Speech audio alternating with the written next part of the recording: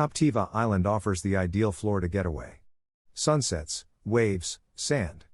The first thing to consider is how to travel to Captiva Island. Don't forget to include Captiva Island in your Florida holiday itinerary. In this article, we are looking forward to sharing more details with you on how to get to Captiva Island. You may take a look at the different options available and proceed with the best one out of them.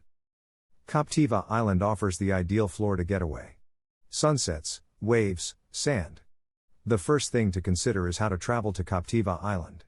Don't forget to include Captiva Island in your Florida holiday itinerary. The quickest option is to fly to Southwest Florida International Airport, then drive 90 minutes south to Captiva Island, which is 38 miles away from Captiva Village. To Captiva Island by car. Captiva Island is an excellent Florida vacation destination. Better? Captiva Island is accessible by car. The Sanibel Causeway is roughly an hour distant from Fort Myers. When you reach the bridge's apex, say farewell to the mainland and welcome to a Florida vacation on Captiva Island. Yes and no.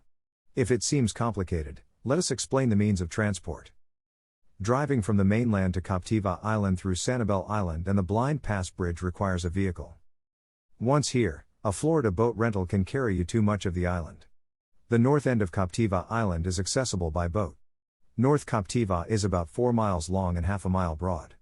North Captiva has less than 400 residences developed, keeping most of the southern section of the island untouched. Cayo Costa, the island directly north of Captiva, contains a lovely state park. Does North Captiva differ from Captiva Island? Between the two now separate islands, from Pine Island Sound to the Gulf of Mexico, a deep pass known as Redfish Pass was created by a severe storm in 1921. While most visitors know Captiva Island, North Captiva has an air of mystery that is thrilling to explore by boat. Captiva Island driving directions. Now to know how to get to Captiva Island by car. Getting around Captiva Island by car may be difficult, particularly during peak season. Remember that a vehicle is not always the best option. Always use a boat to avoid traffic. Turner's Beach and Allison Hagerup Beach, sometimes known as Captiva Beach, are accessible by vehicle or boat. Across the Sound, take a boat to Wild Child Art Gallery and other galleries on Pine Island. This will save you 2 hours of driving time. Looking for airport driving directions? I-75 is not your best bet. To get there fast and securely, follow these steps. Take Terminal Access Road to Treeline Avenue and go north to Daniels Parkway. Turn left onto Daniels Parkway and then left onto Ben C. Griffin 6 Mile Cypress Parkway. Keep on and it becomes Gladiolus Drive. Take the Summerlin Road exit and go west to the Sanibel Causeway. Summerlin Road becomes McGregor Boulevard without your knowledge. Almost there. Next, do this. Go to Sanibel. Turn right at the four-way stop onto Periwinkle Way. Right at Palm Ridge Road. Straight at the stop sign into Sanibel Captiva Road. You'll be on Captiva Drive after crossing the Blind Pass Bridge. Can you drive to North Captiva? This is one of numerous boat-accessible barrier islands in the vicinity. Isn't it unique and cool? Rent a boat and experience North Captiva Island's many attractions, including access to bicycles and motorized golf carts for a fee. Fun North Captiva. North Captiva has a modest grass runway for small private aircraft. No airport. People who live near the runway park their aircraft in their backyards. It's not available to the public, however search for little aircraft on your tour and while you're friends. North Captiva Island ferry or water taxi. Now that you know that North Captiva Island is only accessible by boat, we have several alternatives for you below. North Captiva ferry directions. Captiva Island has a ferry service to North Captiva. Jensen's Twin Palm Marina and Cottages provides a water taxi and island tour so you may spend the day on the sea. Rent a boat in Florida. Also take advantage of this opportunity to talk to the fishing guides and charter boat captains. They know everything about the region. How much is a ferry to North Captiva Island?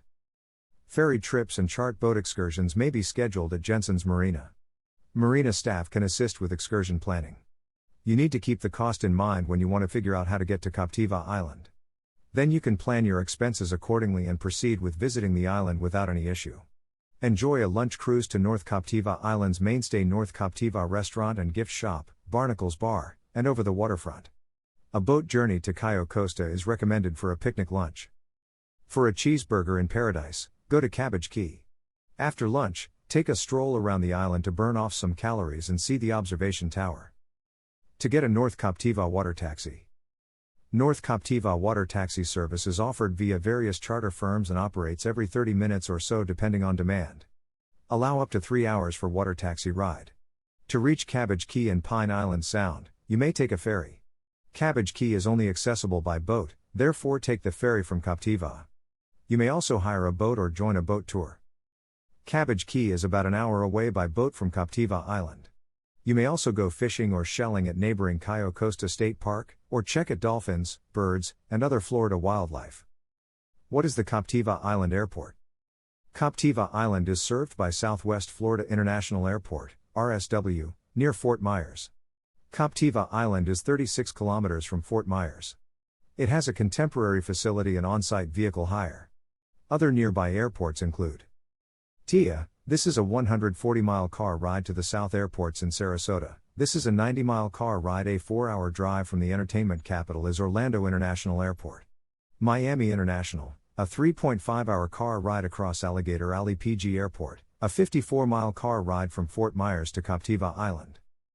Is a car necessary and featuring my? We propose hiring a vehicle in Fort Myers at the Southwest Florida International Airport to make your Captiva Island trip more convenient. When you wonder how to get to Captiva Island, we strongly encourage you to pay attention to this fact. What other options are available to get to Captiva Island? Pontoon boats. Pontoon boats are ideal for cruising the intracoastal waterway or fishing trips. This is the choice for a family boating excursion or a small group of 11 pals. Our 24-foot pontoon boat is powered by a 115 horsepower engine. Hire a center console. Smaller fishing groups prefer center console boats.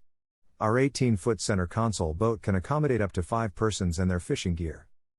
Hire a Boston whaler. We also have an 18-foot Boston whaler with a 150 horsepower Yamaha 4-stroke engine for up to 6 persons. These boats can hold up to 1,000 pounds of weight including you, your holiday crew, fishing gear, coolers, and more. Why should you visit Captiva Island? It's rare to find a destination that combines a vast all-inclusive resort with the privacy of a private island. It's harder to choose a place that checks all the criteria without a passport, and the South Seas Island Resort. 1. A drivable island. No passport necessary to visit this island. If you live near the Gulf Coast, you may not even need an aircraft. Captiva is an hour distant from Fort Myers and may be reached through the Blind Pass Bridge. 2. Availability of private beaches. Captiva has just 2 public beaches. Guests of the South Seas Resort get exclusive access to a 2.5-mile length of shoreline that surrounds the resort. Don't worry about towel space since Captiva Island beaches are rather uncrowded. 3.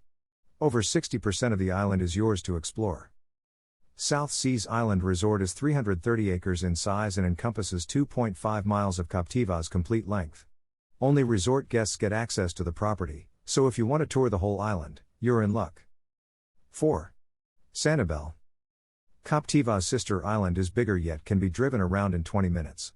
Visitor may easily tour both islands through a small bridge, then brag about island hopping. See our blog article on why you should visit Sanibel. 5. Affordable to travel.